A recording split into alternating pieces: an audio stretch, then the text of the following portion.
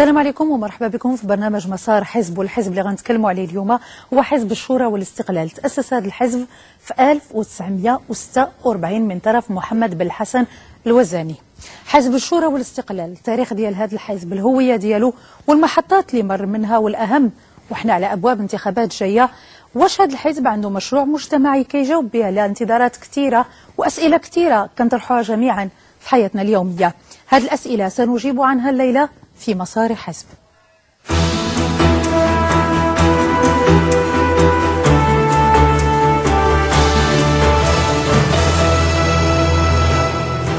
ومعنا في بلاطو مسار حزب السيد أحمد بلغازي الأمين العام بالنيابة لحزب الشورى والاستقلال. مرحبا بكم سي بلغازي. أهلا سيدتي. كما أشرت في البداية، حزب الشورى والاستقلال حزب يتأسس في سنة 1946. واش كانت ظروف ميلاد هذا الحزب؟ نعم سيدتي، بالفعل حزب الشورى والاستقلال اللي هو حزب تاريخي تأسس سنة 1946، وهذا التأسيس هو امتداد للحركة الوطنية المغربية سنة 1937، حيث أسس محمد بن الحسن الوزاني تنظيم سماه بالحركة القومية، ووضع ميثاقا لحقوق القومية يستمد جوهره الفكري من مبادئ حقوق الإنسان كما هي متعارف عليها عالميا، مستلهما بذلك في المبادئ الحقوقية التي تأسست عليها الثورة الفرنسية في القرن الثامن عشر. هذا لأنه المرحوم بالحسن الوزاني كان درس في فرنسا، جاب كيحمل هذا الفكر معاه من طبعا التي تأسست عليها طبعا الثورة الفرنسية في القرن الثامن عشر من خلال كتابات مفكرين أفذاذ مثل فولتير وجاك روسو، وبطبيعة الحال تصدت الحماية الفرنسية آنذاك بكل قوة وشراسة لحركة محمد بن الحسن الوزاني التي بلورت وعيا وطنيا جديدا في الساحة لدى المواطنين، ليقينها بأن طرح مسألة حقوق الإنسان ما هي إلا الخطوة الأولى على درب المطالبة بانعتاق واستقلال المغرب. فقرة محطات دائما كنجيو المحطات 1960. نعم. هنا الحزب كيغير الاسم ديالو كيولي الحزب الديمقراطي الدستوري. نعم. واش كان ضروري هذا التغيير؟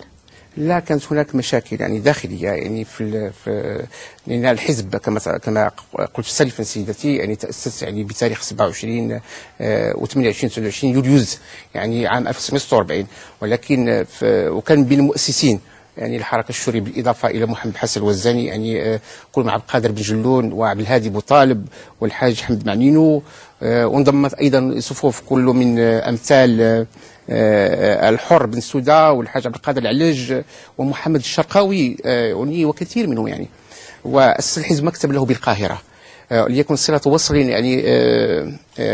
مع جامعة الدول العربية هناك، وكذا مع محمد عبد الكريم الخطابي قائد ثورة الريف، ومع الطلبة المغاربة الذين يدرسون هناك. كما امتدت نشاط الحزب الخارجي. غنبقاو في هذه الفترة وفترة ما بعد الاستقلال دائما شارك حزب الشورى والاستقلال في حكومات عديدة. نعم. واليوم هذا الحزب فين حضوره؟ فين كتشوفوا أنه ما كتشوفش أنه هذا الحزب ربما غائب حاليا؟ سيدتي، حزب الشورى والاستقلال لم يشارك في حكومة عديدة، شارك في حكومة واحدة فقط ب4 وزراء، أن حزب الشورى لم يكن غائبا. حزب الشورى حاليا في المرحلة الحالية الشورى كلهم متمسكون بالمبادئ ديالهم، فهم متواجدين، لكن الظرفيه الحاليه غنبقاو في هذا السياق دائما، وغنتابع واحد الروبورتاج حول حزب الشورى والاستقلال اعده انس العمراني والتحرير ليوسف الحميدي، واعود الى ضيفي في مسار حزب.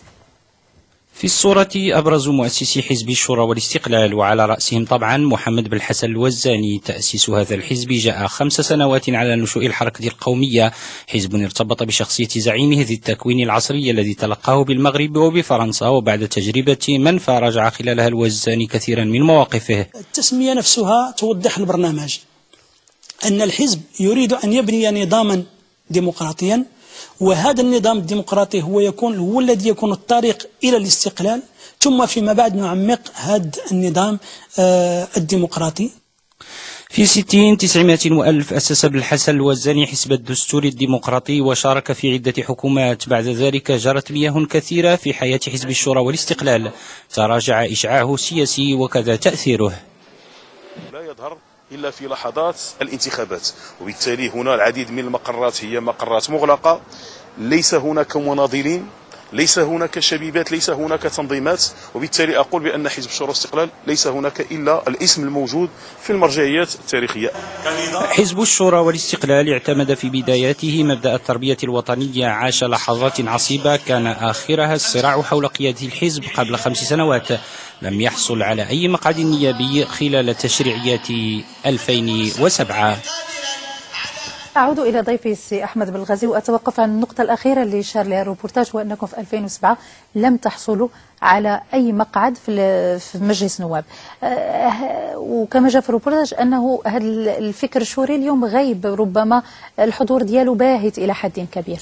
2007 سيدتي حصلنا على يعني مقعدين في الغرفة الثانية، والحزب لم يكن غائبا، بل مواقف الحزب يعني احنا كنتكلموا على الغرفة الأولى، ما كنتكلموش حاليا طبعا على الغرفة الأولى طبعا، لأن حزب الشورى والاستقلال يعني في الغرفة الأولى أنتم غائبين؟ لا ماشي غائبين، نحن متواجدين. تعرف بأن انتخابات 2007 لم تكن نزيهة بشهادة الجميع، حزب الشورى والاستقلال قال كلمته. يعني مني كان نتكلموا على انتخابات 2007 والوصول إلى المقعد مجلس نواب، كانت هناك صراعات ما بين الأحزاب بيناتكم، حتى داخل الحزب كانت هناك صراعات؟ لم تكن هناك صراعات داخلية، بل كان هناك تطفل من طرف البعض فقط. فحزب الشورى والاستقلال متواجد. أما الصراعات الداخلية فهي يعني تمر سحابة صيف، ولكن كان هناك متصفدين. يعني كنقولوا الحزب الشورى والاستقلال متواجد، أين هو الفكر الشوري اليوم؟ فين هو الإرث الوزني اليوم؟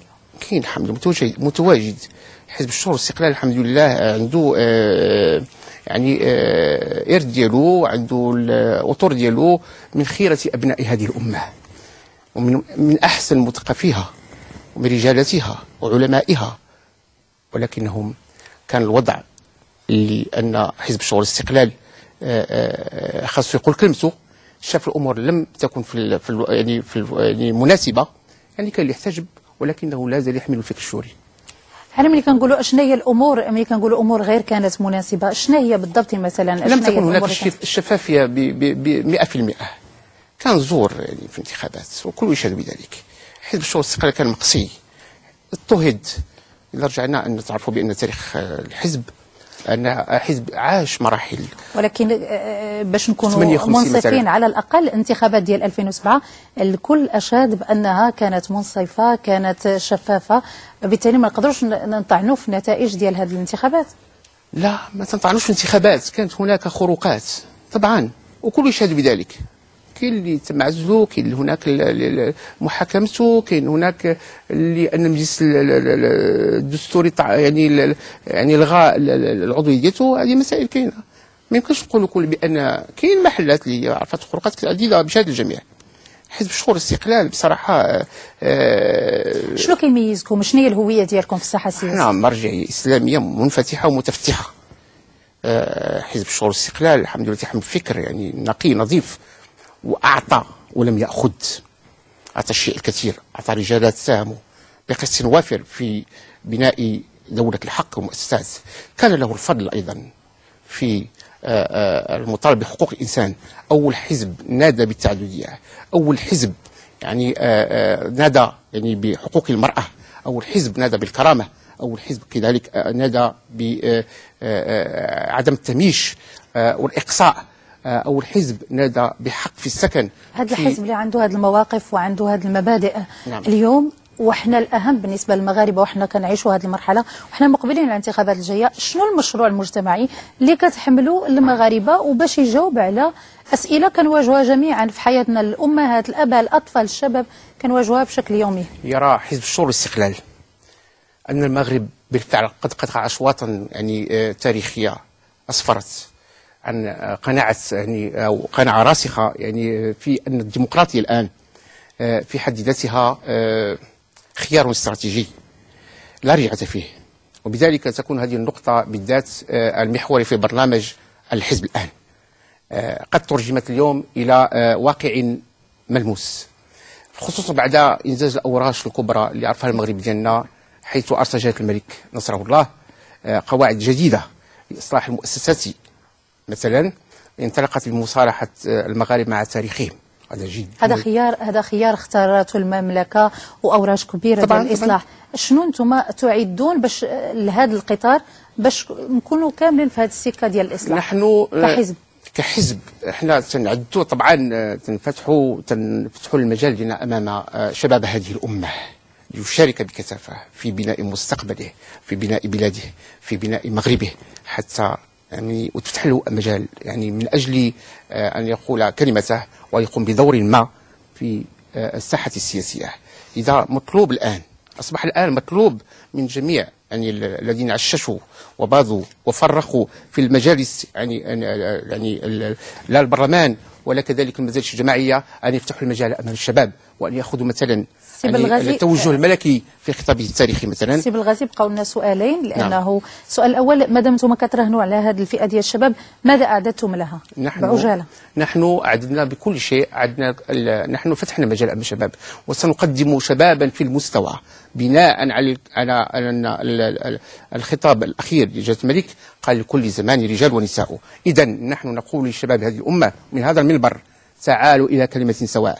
نحن الآن نفتح أبواب حزب الشورى والاستقلال لجميع الفئات، شباب وشابات. الأخير، هذا المشروع المجتمعي ديالكم، واش ممكن مثلا تدخلوا في تحالفات وربما مع أحزاب أخرى باش تحققوا هذا المشروع المجتمعي؟ تحالفات التي تكون قريبة للفكر الشوري.